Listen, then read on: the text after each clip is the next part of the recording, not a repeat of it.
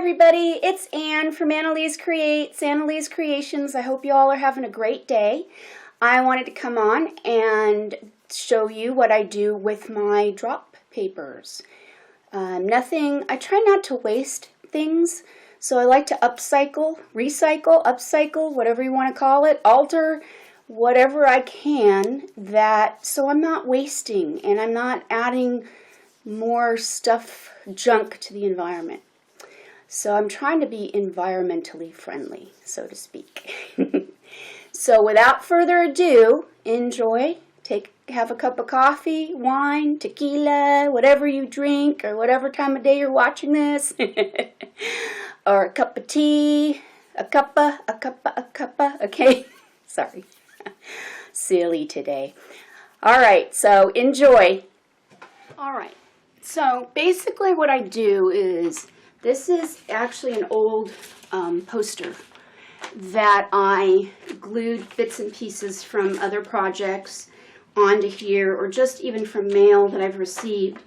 And I used the Decoupage, Decopage by Deco Arts, the napkin medium.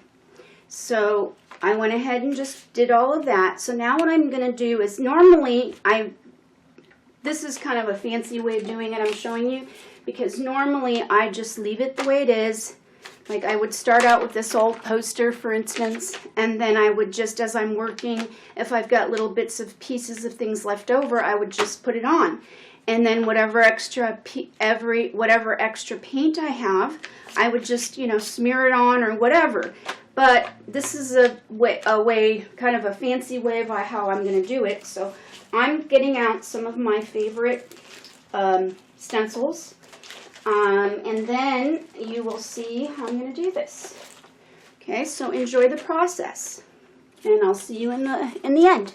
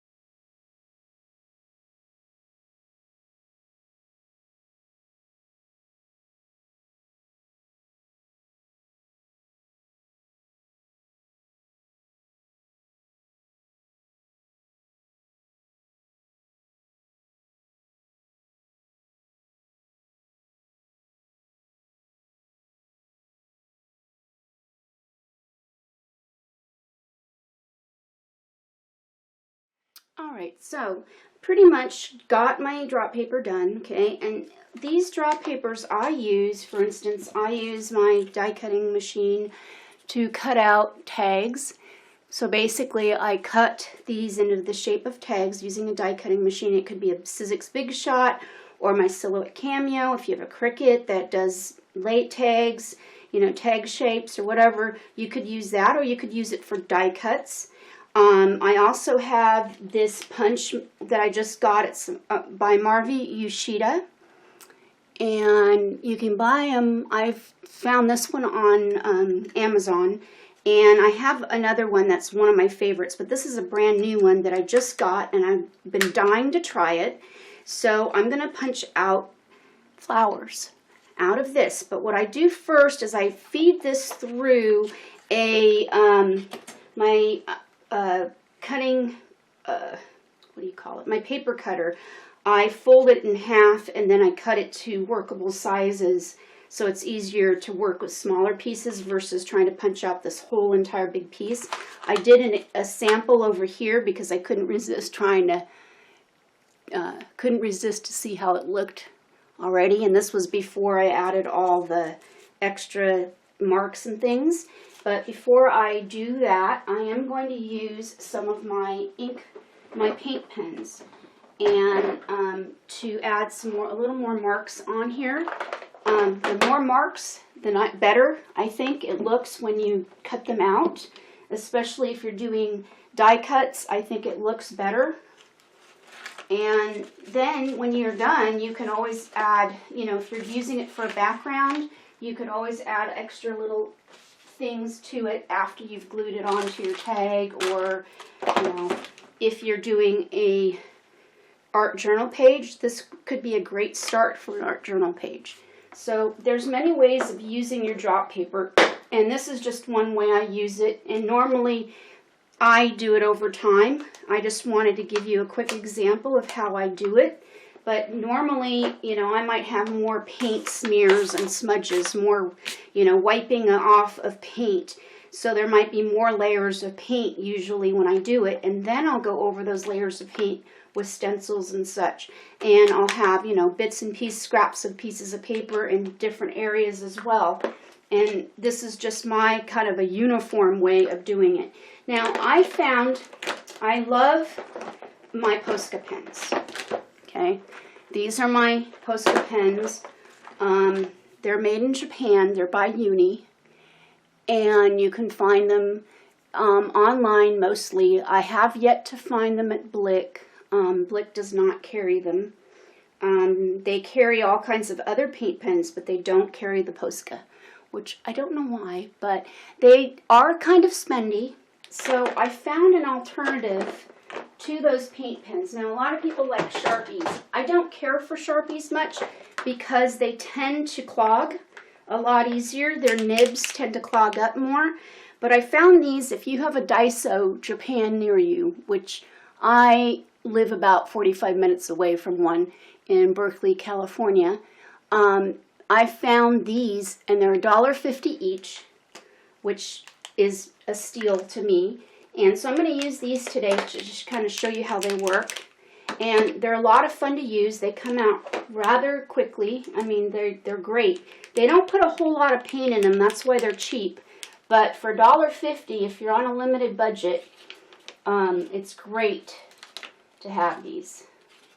So I bought some more recently. And sometimes I'll just come around and make dots like this with it. Just add more color to my drop paper. And sometimes I may go in and outline the circles that I just did with this bingo ink I used. They're bingo markers. You know, when you play bingo? Yeah, those are used to make the dots when the numbers are called out. So I'm just using it over making marks, because I think it looks really cool when you die cut these out. The texture and the colors that come up on it are really cool. So I just go in and I just make more marks of color. And I really don't care what it particularly looks like. Sometimes I may go around and outline, for instance, like this stencil I used. They're kind of like a leaf kind of stencil.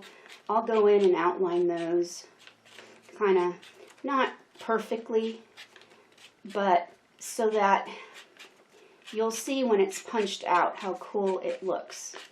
And you're probably thinking, well, this is a lot of work. Well, if you think about it, if you go over time, if you're, you know, have your drop paper down and you're adding over time a lot of marks and things of leftover stuff that you've used, you know, it might take a month or so to get a really nicely layered piece of drop paper down for, you know, a background or for tags or for punched out flowers or whatever kind of die cut shapes you might have, punches you might have. You can use this technique, and it's a lot of fun to do. So I'll just go in, and this is a Montana marker, and it's kind of running out. The Montana markers are not cheap either. Most of the paint pens, other than the Sharpies, I found to be pretty spendy, except for these ones that I found at Daiso.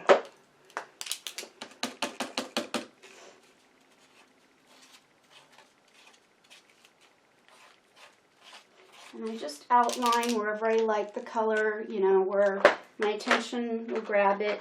And I've got this Krink pen, paint pen. It's made by Krink. It's, I believe they come from New York. They're made in New York. I love them, but like I said again, they are not cheap. So as you know, this is the only one I have.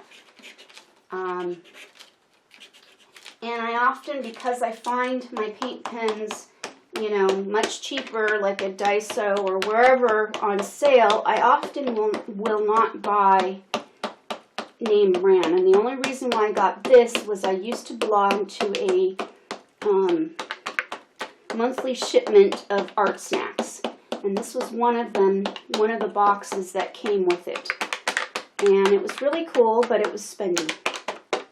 So I did it only for about a couple months, the Art Snacks thing, and then I canceled my subscription because it was just got to be too expensive. It was cool, some of the stuff that it came with, and other stuff it was like stuff I already had, so to me it was kind of a waste of money, so I didn't I didn't continue. But like I said, you know,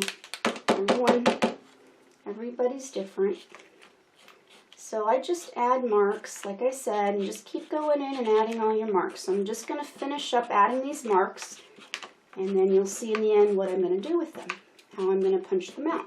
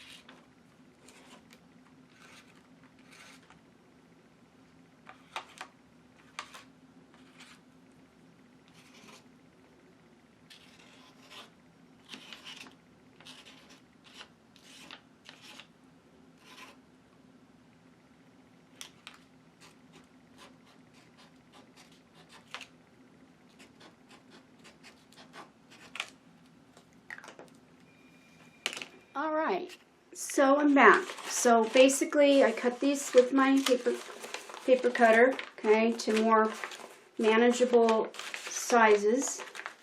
Although the ink that I bought at Blick, it's a Blick brand, it's still kind of tacky. It feels like it's dry, but it dries kind of tacky. So I'm trying to see if it'll dry a little more and not be so tacky before I feed it through my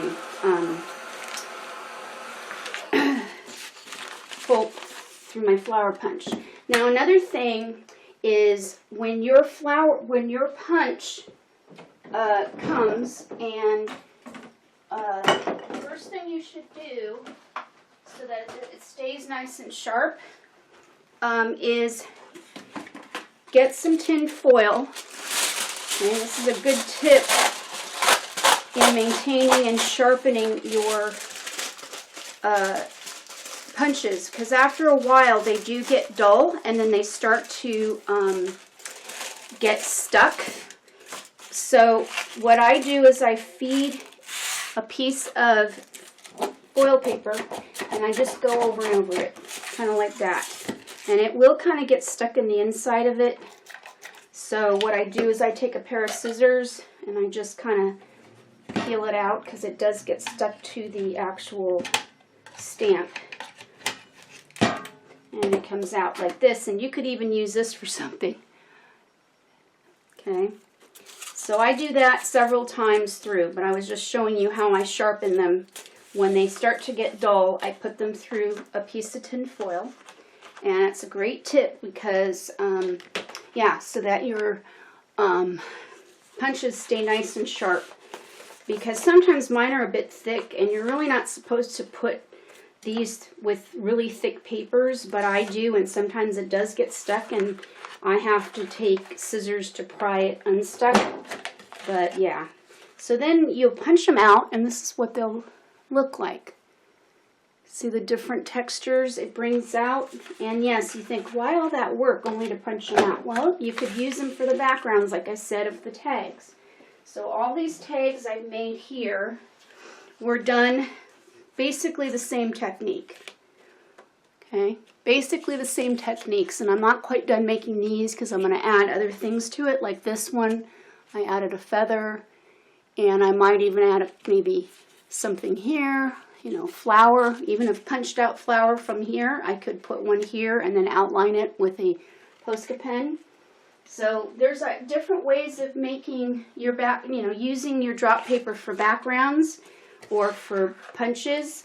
And I just love doing this. This is just a lot of fun for me to do these, because not one is the same. They're all different. They all turn out very different.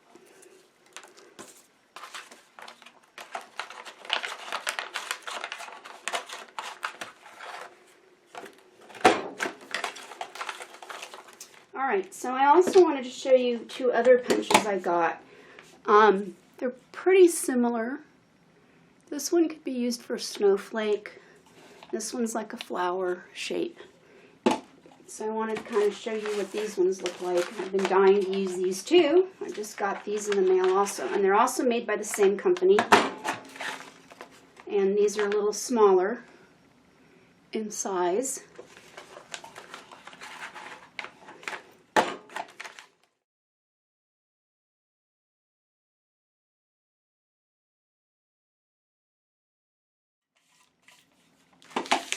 Alright, and then all the little punches from this could also be used for something if you really wanted to, but I'm not going to save them. But anyways, so this is what you get then, is all these pretty little flowers that are cut out. And you know, when you put them down, you could outline them and add a little more like speckles with them, dots, using your paint pens. And there you have it. So I hope you enjoyed this as much as I enjoyed doing it. I always have fun doing this one. It's a lot of fun. So you just get different, you know, different shapes with these. So I hope you enjoyed, and please don't forget to like, subscribe, and share, and comment.